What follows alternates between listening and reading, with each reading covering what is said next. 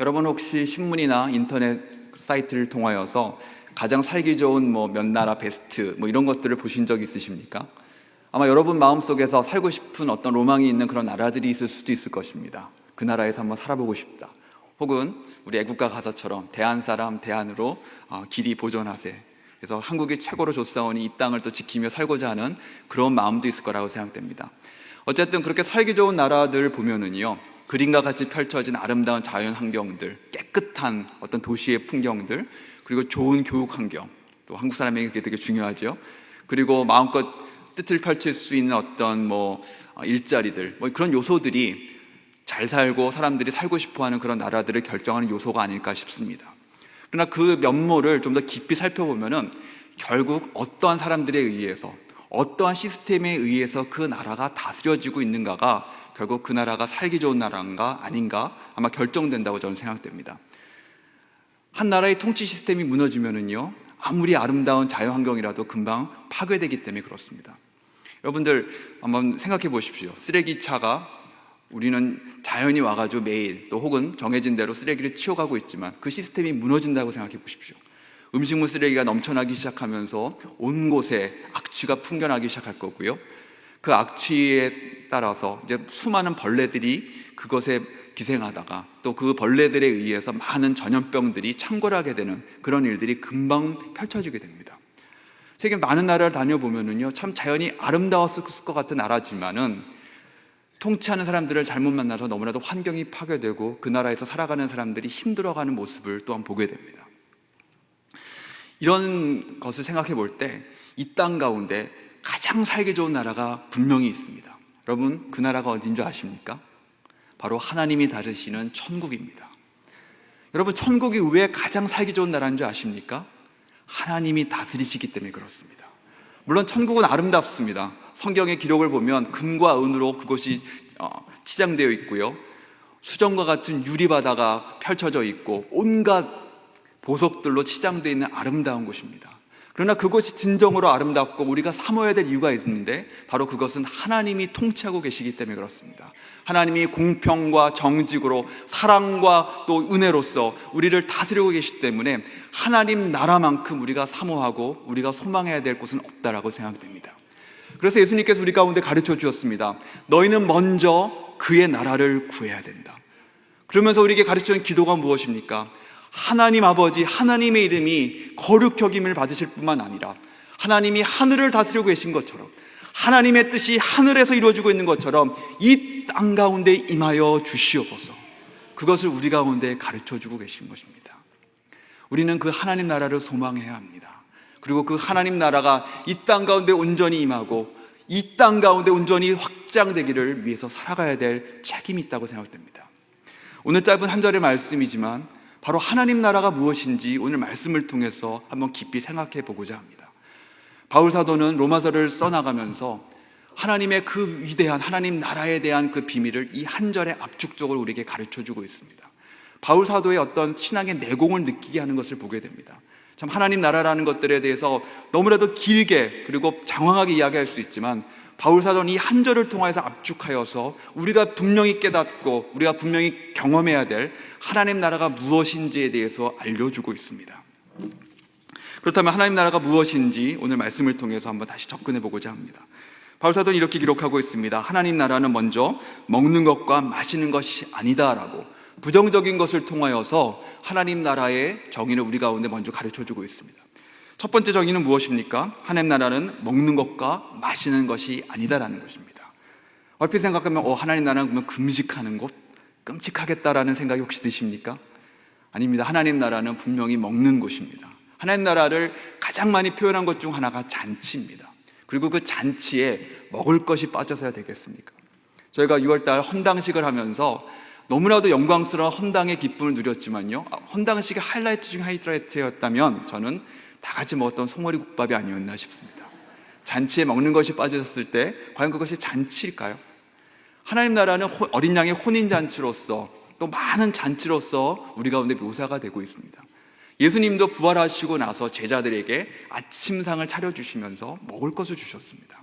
그래서 하나님 나라는 금식하는 것은 아니고요, 오늘 이 말씀의 어떤 배경을 살펴볼 필요가 있습니다. 로마 교회 안에 두 부류의 그리스도인들이 있었습니다.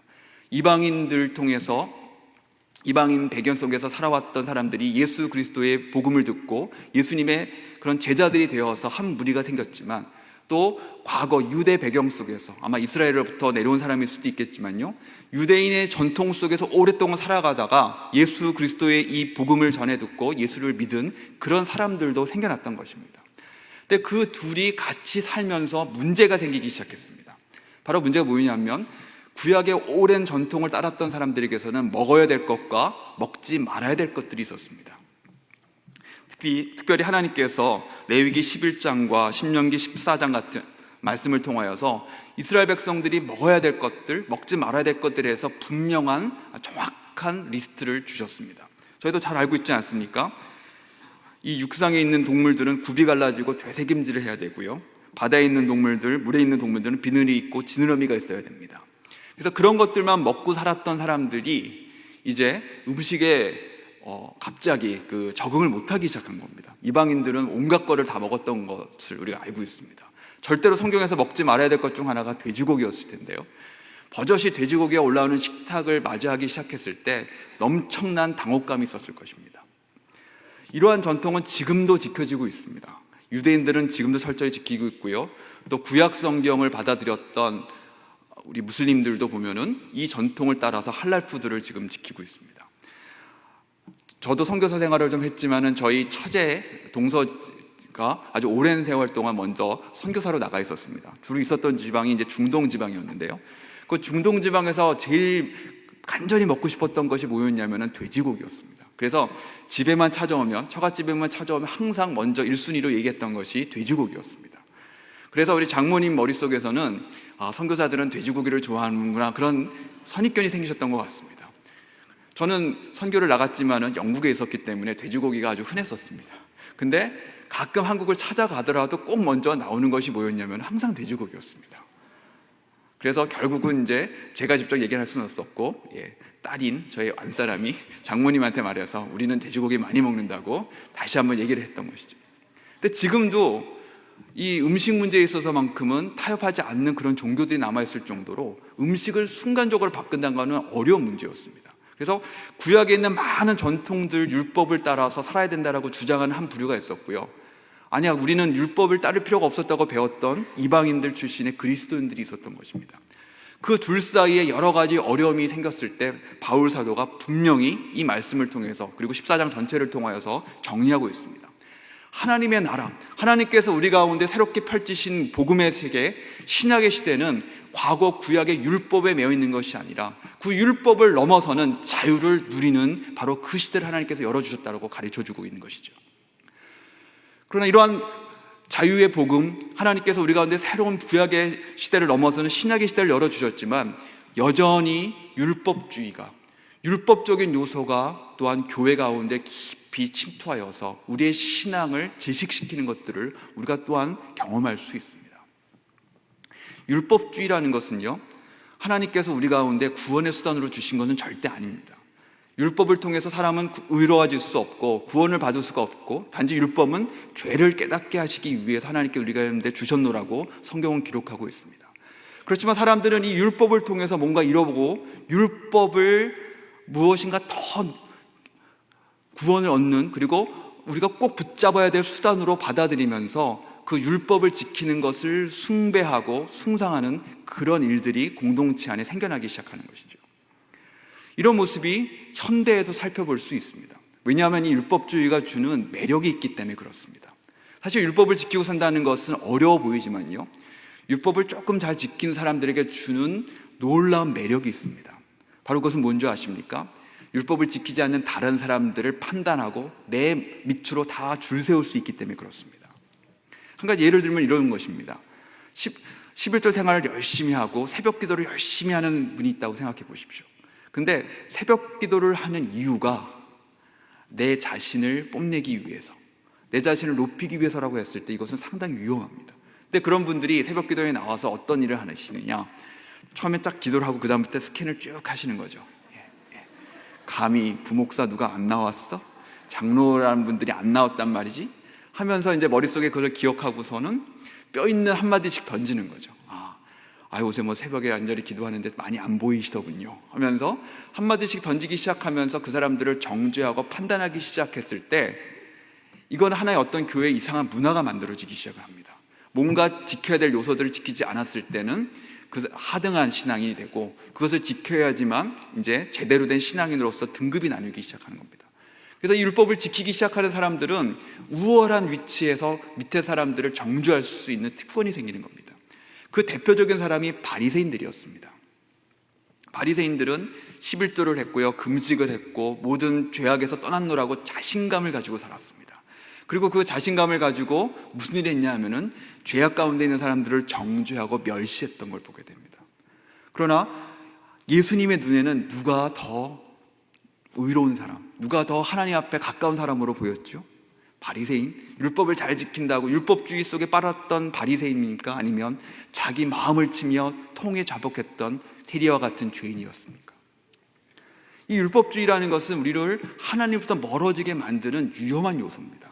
왜냐하면 내 스스로가 하나님과 같이 되어서 다른 사람을 판단해버리고 다른 사람을 정죄하는 그 위치에 우리를 앉게 만들어버리기 때문에 그렇습니다. 이런 율법주의가 판을 치는 교회는 뭔가 갑갑해지기 시작하고 신앙의 갈증이 느껴지기 시작하고 질식할 것 같은 그런 답답함이 생기기 시작합니다.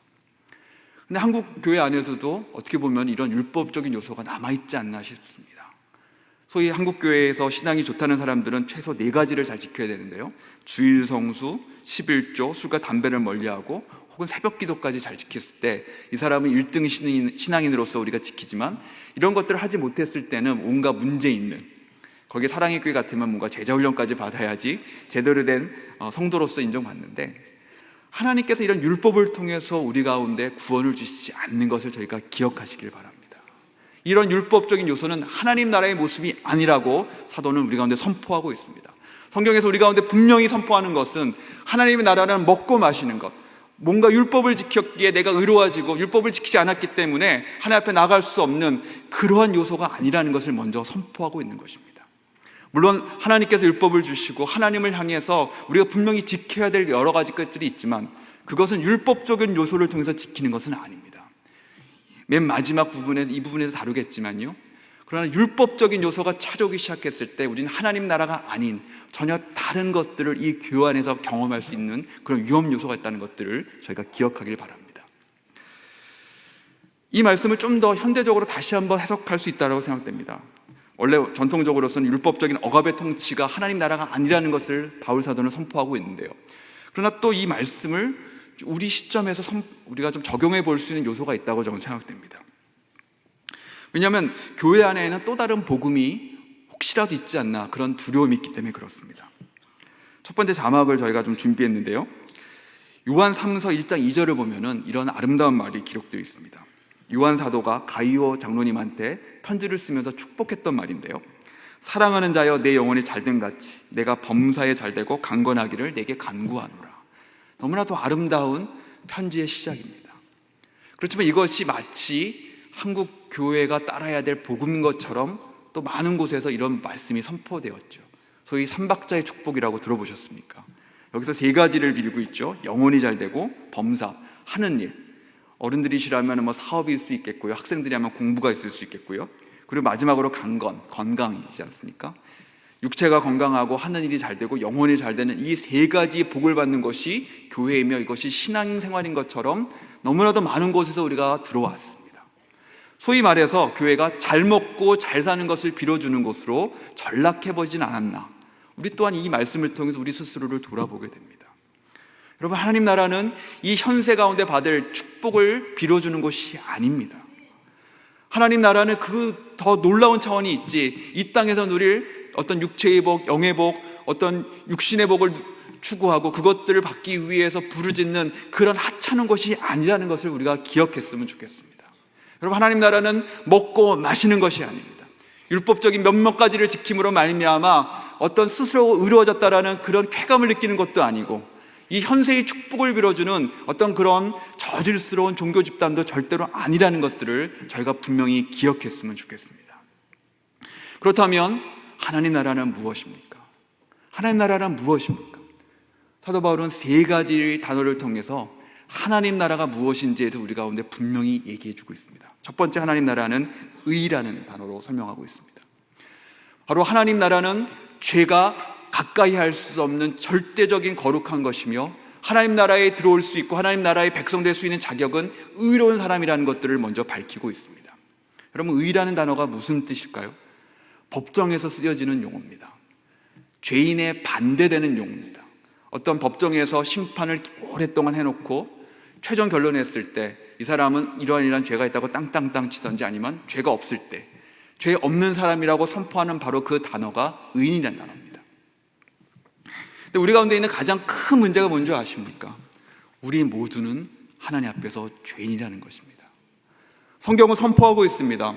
모든 사람이 죄를 범하였음에 하나님의 영광에 이르지 못한다고 기록되어 있습니다. 여러분, 내 자신이 죄인이심을 인정하십니까? 하나님의 그 거룩하신 기준 앞에, 그 하나님의 눈 앞에 내가 얼마나 더럽고 추악한 죄인인지 여러분 그것을 깨닫고 계십니까? 아마 우리는 내 스스로 죄 없다고 얘기하는 그 순간부터 하나님 앞에서 교만하고 거짓말하는 그런 죄를 짓는 죄인인 것을 또 스스로 입증하는 것일 것입니다. 문제는 이 죄를 해결할 수 있는 방법이 우리 가운데는 없다는 것입니다. 그러기에 우리는 하나님 나라에 들어갈 수 없고 하나님 나라의 백성이 될 수 있는 자격이 절대로 없는 사람이라는 너무나도 큰 문제에 봉착하게 만드는 것입니다.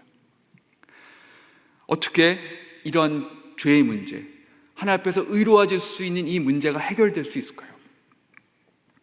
죄인에게는 하나님께서 정하신 것은 딱 한 가지입니다. 죄의 싹은 사망이고 한 번 주는 것은 사람에게 정하신 것이요 그 후에는 심판이 있을 거라고 말씀하셨습니다. 우리는 하나님 나라의 통치, 하나님의 다스림을 받기는커녕 하나님의 심판대 가운데 죽을 수밖에 없는 죄인인 것입니다. 그러나 그 하나님은 우리를 살리기 위해서 새로운 해결책을 만들어내셨습니다. 두 번째 자막을 같이 보았으면 좋겠습니다. 고린도후서 5장 21절 말씀인데요, 같이 한번 읽겠습니다. 시작. 하나님이 죄를 알지도 못하신 이를 우리를 대신하여 죄로 삼으신 것은 우리로 하여금 그 안에서 의가 되게 하려 하심이라. 아멘. 하나님의 해결책은 바로 이것이었습니다. 누군가 우리의 죄를 대신 짊어지고 내 죄의 값을 하나님 앞에서 지불하고, 그러기에 내가 더 이상 하나님 앞에서 죄인이 아니고 모든 죄가 지불되고 죄가 용서받은 의인으로 만들고자 하나님께서 작정하신 것입니다. 그러나 이 지구상에 나의 죄를 대신 짊어질 사람이 과연 있을까요? 저도 아이가 둘이 있습니다. 아이들을 바라봤을 때 그래도 앞길이 창창한데 아들이 오래 사는 것이 낫지 하면서 그 아이를 위해서 하나님, 제가 제 아들을 위해서 대신 죽겠습니다라고 손을 들고 하나님 앞에 나갔을 때 하나님 뭐라고 말씀하실까요? 너의 그 아비된 마음의 뜻은 가륵하다만 너는 너의 죄 때문에 죽어야겠구나 하면서 제가 지금까지 지은 수많은 죄의 리스트 많이 읊지도 아니하시고, 죄의 싹이 무엇인 줄 알지? 너는 너 죄 때문에 죽어야지. 너의 자녀를 위해서 죽을 수 있는 자격이 없다. 아마 이렇게 말씀하실 것입니다. 그러기에 하나님께서 이 세상에 어느 누구도 우리를 위해서 죽을 수 없는, 대신 죽을 수 없는 걸 아시기에 하나님의 새로운 방법을 만들어내신 것입니다. 바로 그것이 무엇입니까? 죄 없으신 완벽한 하나님이셨던 예수께서 이젠 친히 인간이 되셔서 우리와 똑같은 인간이 되셔서 이 땅 가운데 사시다가 나의 죄를 대신 짊어지고 십자가에서 죽어주시는 바로 그 십자가의 은혜, 십자가의 용서를 통해서 예수 그리스도의 의는 내 것이 되고 내 죄는 하나님께서, 예수님께서 대신 담당하시는 놀라운 용서의 은혜, 우리로 말미암아 값없이 의롭다 하시는 은혜를 얻게 하신 것입니다. 여러분, 이렇게 해서 하나님 나라에 들어갈 수 있는 자격이 우리에게 주어진 것입니다. 우리는 아무런 노력도 할 수 없었고 하나님 앞에서 아무런 일을 할 수 없었지만 예수께서 우리를 위해서 오시고 내 죄를 대신 짊어지심으로 말미암아, 그래서 그 십자가 가운데서 내 죄가 용서됨으로 말미암아 우리는 하나님 앞에서 의인이 된 것입니다. 하나님 나라의 백성이 된 것입니다. 하나님을 아빠라고 부르고 하나님을 왕으로 부를 수 있는 그런 하나님 나라의 백성이 된 것입니다. 여러분, 이 놀라운 하나님의 은혜를 경험하고 계십니까? 하나님 나라가 의라는 것은요, 다르게 표현하면 하나님 나라는 바로 용서요, 사랑이며 은혜라는 것입니다. 그러나 또 우리가 분명히 기억해야 될 것이 있습니다. 이 하나님의 나라에서는 죄를 조금도 용납할 수 없다라는 것입니다.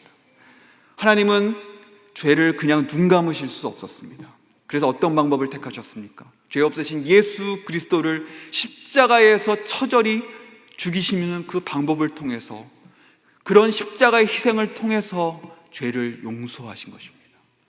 그러기에 우리는 죄와 싸우기 위해서 피 흘리기까지 투쟁해야 되느라고 히브리서는 가르쳐주고 있습니다. 우리는 나를 위해서 이 땅에 피 흘려주신 예수 그리스도의 그 값진 사랑을 기억하면서 죄와 피 흘리기까지 투쟁해야 될 그런 사람임을 기억하시기를 바랍니다. 우리는 빚진 자입니다. 예수 그리스도의 빚값 주고 하나님께서 사신 자이기에 예수 그리스도는 엄청난 희생의 대가를 지불하고 하나님께서 사신 하나님의 소유물입니다. 여러분 그런 빚을 져보셨습니까? 아니, 그 빚보다 좀 더 심각한 한 예를 한번 들어볼까 합니다. 내가 죽을 수밖에 없는 질병, 심장에 큰 병이 들어가지고서는 누군가의 심장을 이식받지 않고서는 죽을 수밖에 없었던 사람이라고 한번 가정해 보십시오. 죽을 날을 기다리고 있는데 누군가의 심장에 내게 이식되는 그런 일이 가능하게 되었습니다. 그리고 그 긴 수술을 마치고 깨어나서 심장 박동 소리를 들으며 내가 살아있는 것을 느끼게 되었습니다. 그렇지만 그 심장이 내 것이 아닌 누구의 다른 사람의 것이었습니다. 그것은 무엇을 말합니까? 다른 사람의 죽음을 말합니다. 다른 사람이 죽어가면서 내 이 한 복판에 그 심장이 펌프질하고 있고 심장이 박동질하고 있을 때 그 심장의 박동 소리를 느끼면서 우리는 무엇을 느끼게 됩니까? 한 사람의 희생과 한 사람의 핏값으로 말미암아 내가 살았구나. 우리가 늘 살면서 이와 같은 예수 그리스도의 은혜를 늘 마음속에 간직하고 살아가기를 주 이름으로 부탁드립니다. 우리는 예수 그리스도의 희생으로 말미암아 값없이 용서함을 받았습니다. 그러나 그 값은 너무나도 처절한 십자가의 희생의 값이 지불됐다는 것들을 제가 기억했으면 좋겠습니다.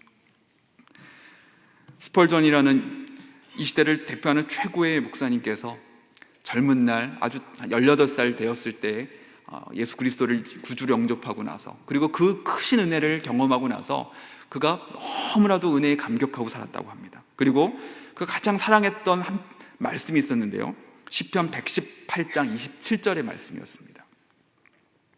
근데 그게 의외로 많은 사람에게 알려지지 않는 말씀이었어가지고 되게 주목해 볼 만했습니다. 그 후렴부분을 보면, 뒷부분을 보면 밧줄로 절개 제물을 제단불에 매일지어다, 이렇게 기록되어 있습니다.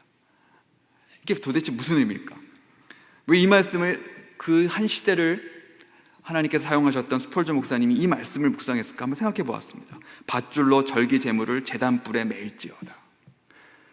여러분, 재단에 그 절기 제물을 밧줄로 묶을 필요가 없습니다. 왜냐하면 이미 제물은 죽어있기 때문에 움직이지 않기 때문에 그렇습니다. 근데 밧줄로 절기 제물을 제단불에 매일지어다라는 이 말씀을 묵상하면서 스펄전은 뭘 생각한 줄 아십니까? 예수 그리스도와 연합되어 내가 그리스도와 함께 죽은 자라는 것, 하나님께 바쳐진 자라는 것, 마치 갈라디아서 2장 20절의 말씀과 같이 내가 그리스도와 함께 십자가에 못 박혔나니 이제는 내가 산 것이 아니 오직 내 안에 그리스도께서 사신 바로 그 말씀을 기억하면서 이 말씀을 계속 되뇌었다고 합니다.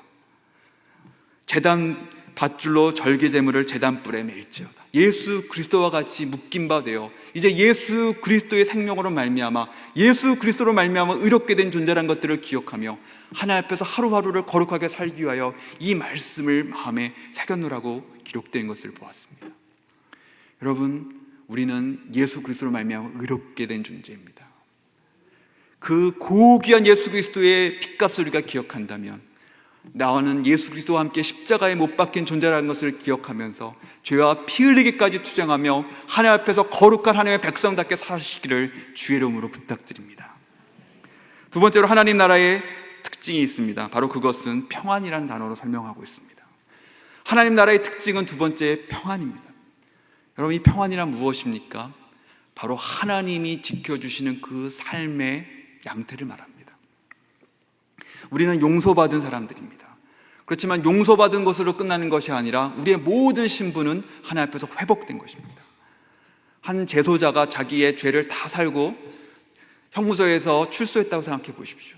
물론 그의 죄값은 다 지불됐지만 사회적으로는 냉담합니다. 그 사람이 죄인이었다는 것 때문에 사회가 그를 받아들이지 아니하고 썰렁하게 사회 속에서 계속 겉도는 것들을 느끼게 됩니다. 그러나 하나님과 우리의 관계에서는 절대로 그런 일이 벌어지지 않는다는 선포입니다. 하나님이 우리를 의인으로 받아주시고 우리들을 용서하신 그 순간부터 이제 우리는 하나님과 화평을 누릴 수 있게 된 것입니다. 우리를 완전히 용서하셨기 때문에 이제 하나님 우리를 보살피시고 하나님의 자녀로서 책임져 주시는 바로 그러한 삶이 시작됐다는 것입니다. 여러분, 하나님 나라 밖에서 살아가는 하나님의 백성이 아닌 삶의 특징이 무엇인 줄 아십니까? 세 번째 자막을 보면서 그 특징을 한번 살펴봤으면 좋겠습니다. 마태복음 6장 25절 말씀인데요, 같이 한번 읽어볼까요? 시작. 그러므로 내가 너희에게 이르노니 목숨을 위하여 무엇을 먹을까 무엇을 마실까 몸을 위하여 무엇을 입을까 염려하지 말라. 목숨이 음식보다 중하지 아니하며 몸이 의복보다 중하지 아니하냐. 여러분, 하나님 백성 아닌, 하나님을 아버지를 모시지 못하고 살아가는 삶의 특징이 뭔지 아십니까? 염려라는 것입니다. 염려, 걱정, 근심. 왜 그렇습니까? 하나님 없이 이 내 작은 힘을 가지고 이 험한 세상을 살려다 보면은요, 얼마나 많은 일들이 우리 앞에 펼쳐질지 우리가 알기 때문에 그렇습니다. 내 능력으로 살아갈 수 없는 것이 이 세상인 걸 알기 때문에 우리는 모든 상황에서 걱정과 근심과 염려를 하게 되는 것이죠. 그렇지만 하나님을 아버지로 모신 순간 하나님께서 우리 가운데 원하시는 것이 있습니다. 바로 그것이 무엇이냐? 하나님을 믿고 그 모든 염려와 근심에서 해방되기를 원하시는 것입니다. 그래서 6장 32절 33절 그 다음 자막을 보시면 이렇게 기록되어 있습니다. 네 번째 자막인데요, 이는 다 이방인들이 구하는 것이라. 그것은 무엇입니까? 무엇을 먹을까 무엇을 마실까 무엇을 입을까. 너희 하늘 아버지께서 이 모든 것이 너에게 있어야 될 줄을 아시느니라. 그런즉 너희는 먼저 그의 나라와 그의 의를 구하라. 그리하면 이 모든 것을 너희에게 더하시리라. 우리는 우리의 적은 힘을 가지고 아둥바둥 살면서 걱정하며 삽니다. 그리고 걱정하는 삶에 세 가지 기도 제목이 나옵니다. 무엇을 먹을까? 무엇을 마실까? 무엇을 입을까? 먹고 살 바로 그 생존을 위해서 우리가 몸부림치다가 생존의 문제가 어느 정도 해결되면 그 다음 남들에게 보여지는 멋있는 걸 입고 의복을 입어서 좀 남들에게 그래도 뽐나는 인생을 살고 싶은 그 정도, 바로 그것이 하나님 없이 살아가는 삶의 군상이라고 성경은 이야기하고 있습니다. 그리고 그것들이 끝까지 채워지기 위하여서 염려하고 걱정하고 채워지고 채워져야지 좀 많지만은 바로 그러한 삶을 사는 것이 사람들이라고 말하고 있습니다.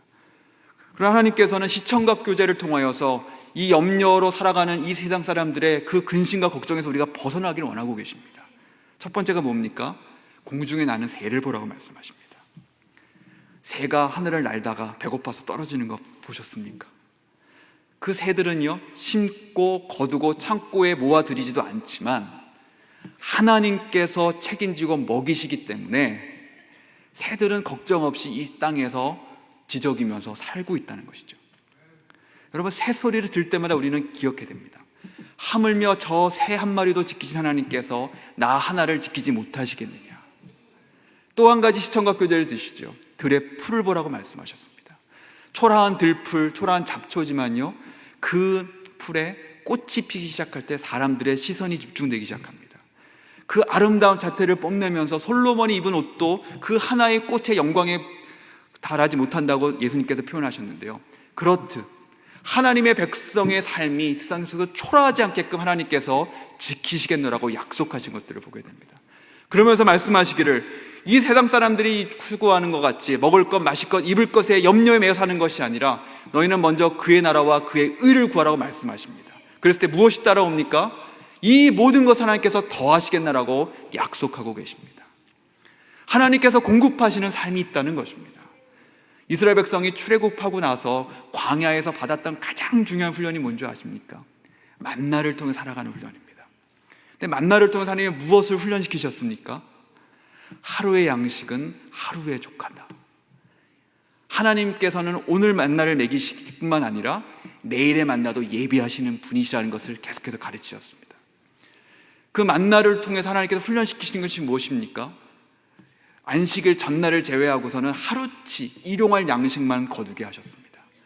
일용할 양식을 넘어서 많이 거뒀던 그 만나는 어떻게 되죠? 그 다음날 되면 썩고 벌레가 나고 냄새가 났습니다. 그럴 때 하나님께서 진노하셨습니다. 왜 진노할 줄 아십니까?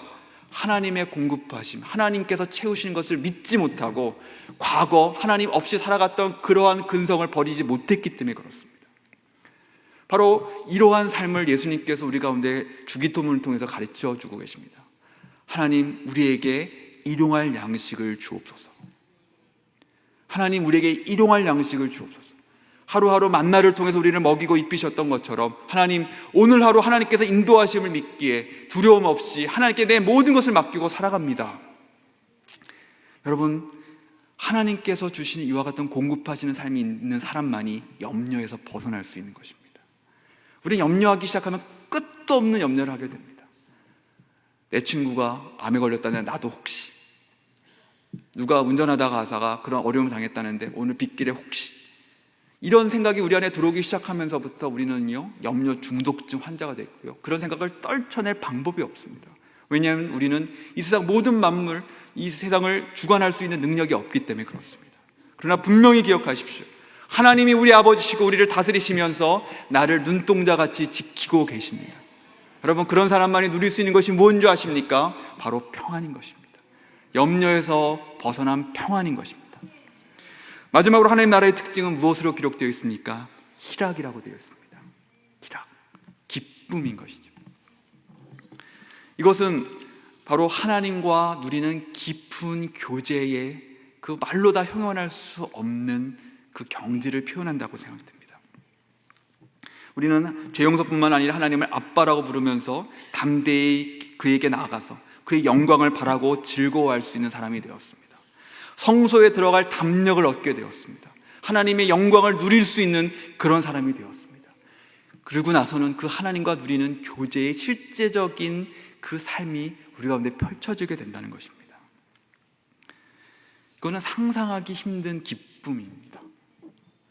여러분, 그러한 신앙의 경지를 경험해 보셨습니까? 저는 하나님과 이런 희락에 대해서 묵상할 때마다 잊혀지지 않는 그 순간이 있습니다. 2003년 9월부터 시작된 저희 교회 첫 특별 새벽기도 40일 동안 진행됐었는데요, 아무도 준비하지 못하고 시작된 특세였습니다. 새벽 5시부터 시작된 특세가 이제 점점 빨라지기 시작하더니 어느덧 한 열흘 20일 지나서 교육자 출근 시간이 2시 반이 되었었습니다. 근데 아무런 준비도 없이 시작됐던 특세였기 때문에 저는 그때 대학부 교육자였는데 제자반이 끝나면 10시였거든요. 고민이 집에 갔다 올까, 여기서 자고 그냥 퇴근할까. 그래가지고 결국 락부락부 침대를 사가지고 교회에서 자는 일을 많이 선택했었는데요. 근데 그때 은혜를 사모하며 몰려오는 그 성도들의 그 갈급한 모습들을 저는 아직도 기억합니다. 그리고 아예 저는 그래도 막 사무실 있었기 때문에 락부락부 침대라도 펼쳤는데, 젊은 사람들은요, 그때가 춥지 않았던 기간이라 그냥 교회 마당, 예전 교회 마당에서 줄을 치면서, 이제 그것이 안타까워 201호를 개방하고 211호, 311호를 계속 개방하는 일이 하나씩 벌어지게 됐는데, 제가 살다 교회 예배드리기 위해서 밤새는 모습을 처음 봤습니다. 젊은 사람들은 그 당시만 하더라도 아이폰이 새로 출시됐다 얘기 들으면 그걸 먼저 득템하기 위해서 줄을 서는 모습을 봤고, 혹시나 아이돌 그룹 그런 콘서트가 있을 때 줄을 서가지고 먼저 들어가기 위해서 그런 모습을 봤지만, 하나님과 누리는 그 예배의 기쁨에 도취돼서 그 예배에 너무나도 푹 빠져가지고 그 은혜를 사모한 나머지 잠을 줄이고 나오는 그 모습, 저는 그 모습 속에서 하나님과 누리는 이 신앙의 기쁨을 발견했었습니다. 조금이라도 늦게 온 분들은 본당에 들어오지 못했었습니다. 그 아쉬움을 가지고 그분들이 했던 게 바로 뭔지 아십니까? 후집회, 다른 사람이 떠나갔을 때 그 집회, 후집회 본당에 들어와서 그 은혜의 끝자락에도 잡으려고 찬양하면서 같이 기도하고, 그래서 한 3시, 4시에 시작된 집회가 7시가 넘으면서까지 계속 연결됐던 그 시간을 기억하고 있습니다. 여러분, 남녀가 사랑하면은요, 뭔가 이렇게 표현하기 그렇지만 미치는 게 생깁니다. 말리지 못합니다. 근데 연애를 하기 위해서 이런 법을 세운다고 생각해 보십시오. 최소한 하루에 전화 30분을 해야지 연애고, 일주일에 2번 이상 데이트를 해야 되고, 가진 돈의 얼마를 그 사람을 위해 써야지만 이것을 연애라고 규정할 수 있다. 그렇게 얘기하는 순간 이것은 이해가 되지 않는 것입니다. 여러분, 신앙은 율법으로 환산될 수 없는 것입니다. 우리 가운데 11조를 하고 뭘 하고 그걸 지키는 것을 통해서 하나님과의 교제를 나누는 신앙이다. 이것은 너무나도 하나님과의 누리는 그 신비의 세계를 모르기 때문에 하는 것인 것이죠. 율법이 요구하는 것 이상으로 하나님을 위해서 우리의 마음과 우리의 전심을 드리는 것이 신앙입니다. 왜냐하면 그 안에 희락, 기쁨이 있기 때문에 그렇습니다. 로마서 8장 3절, 4절의 자막을 좀 준비했는데요. 한번 같이 읽었으면 좋겠습니다. 같이 읽겠습니다. 시작. 율법이 육신으로 말미암아 연약하여 할 수 없는 그것을 하나님은 하시나니 곧 죄로 말미암아 자기 아들을 죄 있는 육신의 모양으로 보내어 육신의 죄를 정하사 육신을 따르지 않고 그 영을 따라 행하는 우리에게 율법의 요구가 이루어지게 하려 하심이니라. 아멘. 하나님의 성령에 의해서 그 자유케 하는 복음을 따라서 살아가는 자에게는요, 율법의 요구가 이루어지는 것입니다. 율법이 정해놓은 것보다 더 많은 것들을 하나님을 위해서 기꺼이 할 수 있는 힘이 성령을 통해서 임하는 것입니다. 바로 그 기쁨이 있기 때문에 그런 것입니다. 누가 그걸 말릴 수 있겠습니까? 여러분, 그 신앙의 세계를 알십니까? 하나님 나라는 바로 이런 것이라고 바울 사도는 이야기하고 있습니다. 율법적인 어떤 몇몇 가지를 지키는 것으로 다른 사람보다 좀 낫다라는 그런 율법적인 바리새인과 같은 모습으로 살아가는 것이 하나님 나라도 아니고, 이 세상의 현세적인 복을 빌어주기 위해서 모이는 것이 하나님 나라가 아니야. 하나님 나라는 바로 우리의 죄 문제를 해결하신 예수 그리스도의 그 크신 사랑과 그 크신 용서를 찬양하며 내가 하나님 앞에서 의인된 것을 너무나도 기뻐하는 바로 그 죄와 피 흘리기까지 투쟁하는 그 모습이 있는 것이 하나님 나라의 특징이라고 말씀하고 있고요. 하나님이 우리 아버지가 되어주셔서 하나님의 그 무한하신 공급을 맛보고 보호하심을 경험하고 살기 때문에 하나님 앞에서 완벽한 평강과 평화를 누리는 것, 바로 그것이 하나님 나라로 말을 하고 있습니다. 그리고 하나님과 깊은 신앙의 경지로 들어가서 하나님과의 희락, 기쁨, 하나님과 누리는 그 모든 교제를 알 사람이 없노라고 고백하고 살 수밖에 없는 그런 신앙을 하루하루 살아가는 것, 바로 그것이 하나님 나라로 이야기하고 있습니다. 여러분이 하나님 나라를 경험하고 살고 계십니까?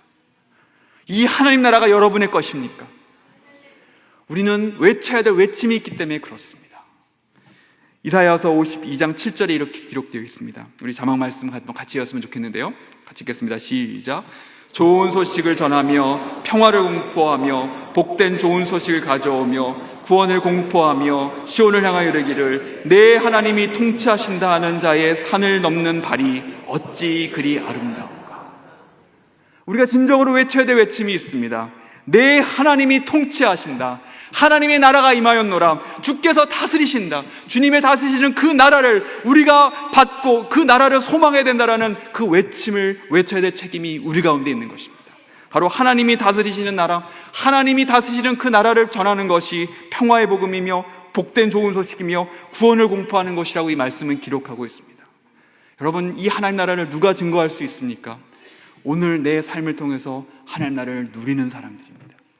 그 하나님께서 주시는 의로움, 나로 말미암아 진정으로 그 죄 가운데 죽을 수밖에 없는 나를 깨끗이 용서하시고 예수 그리스도와 같이 받아주시는 그 하나님의 품에 안겨서 평안을 누리고 하나님 앞에 담대히 나가 하나님 앞에 기도할 때마다 하나님 응답하시는 그 신앙의 깊은 신비를 체험하며 살아가는 사람들이 입을 열어서 하나님의 나라가 임하였노라, 그 하나님의 나라를 위해 살아가야 된다고 전파할 수 있는 것입니다. 이 세상은 바로 그 하나님 나라를 경험하고 있는 하나님의 아들들, 예수 그리스도의 참된 제자를 기다리고 있습니다. 로마서 8장 19절 21절 말씀에 이렇게 기록되어 있습니다. 피조물이 고대하는 바는 하나님의 아들들이 나타나는 것이니 피조물이 허무한 데 굴복하는 것은 자기 뜻이 아니요 오직 굴복하게 하신 이로 말미암음이니라. 그 바라는 것은 피조물도 썩어짐의 종로로 가는 데서 해방되어 하나님의 자녀들의 영광의 자유에 이르는 것이니라. 피조물들, 이 세상에 많은 사람들이 신음하며 살아가고 있습니다. 하나님 없이 살아가는 나라에 여러분 방문해 보셨습니까? 무슬림과 여러 다른 종교들에 의해서 억눌려 있는 많은 땅들을 방문하게 되면은요, 그 사람들만 눌려 있는 것이 아니라 많은 자연 환경과 동물들까지도 힘들어 지쳐 쓰러져가는 모습을 보게 됩니다. 그들이 바라는 것은 무엇입니까? 하나님의 아들들, 바로 그 하나님 나라의 통치를 맛보며 이제는 하나님 나라의 하나님 나라의 왕자와 공주와 같이 하나님의 보내심을 받은 사도가 되어서 이 세상 가운데 하나님 나라를 선포하는 바로 그 사람들을 기다리고 있다는 것입니다.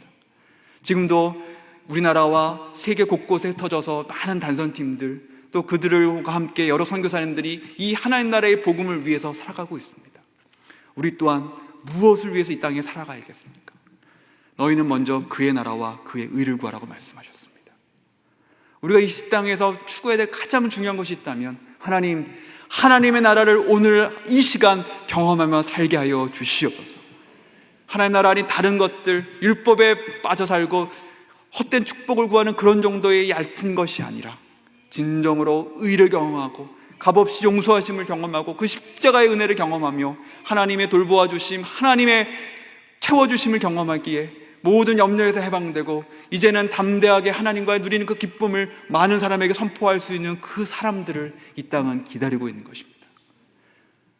부디 저와 여러분들이 그런 하나님의 아들들, 예수 그리스도의 온전한 제자가 되어 이 땅을 회복시키고 이 땅 전 세계 가운데 하나님 나라를 확장하는 진정한 예수 그리스도의 제자가 되시기를 주 이름으로 부탁드립니다. 같이 기도하겠습니다. 아버지 하나님, 오늘 짧은 한 절의 말씀이지만 이 말씀을 통해서 하나님 나라가 무엇인지 다시 한번 깊이 생각해 보게 되었습니다. 하나님이 다스리시는 바로 그 나라를 저희가 소망합니다. 우리의 왕이 되어 주시옵소서. 그러나 우리는 하나님 나라의 그 의의 기준에 절대로 임할 수 없는 자들이기에 이제는 우리 자신을 예수 그리스도와 연합하여 예수 그리스도의 의가 나의 의가 돼 그 하나님 나라의 백성답게 살기를 소망하오니 우리를 거룩하게 주의 백성 삼아 주시옵소서. 하나님의 공급하심을 경험하며 모든 염려와 걱정에서 해방된 그런 하나님의 백성다운 삶을 살기 원합니다. 그리고 하나님과의 그 신앙의 깊은 신비의 세계에 들어가서 그 교제의 기쁨과 희락으로 살아가길 원합니다. 그래서 하나님, 어느 누구를 만나던 주 하나님이 다스리시느라고 고백하며 그 하나님 나라를 담대하게 증거할 수 있는 한 분 한 분 성도 될 수 있도록, 저희 사랑의 교회 될 수 있도록, 그리고 전 세계에 또 여러 곳에 흩어져서 복음을 증거하는 여러 단선팀들, 사랑의 아우리지 2019년 모든 발걸음들이 그렇게 축복받을 수 있도록 주님께서 역사하여 주시옵소서. 주 예수 그리스도의 이름으로 기도드리옵나이다.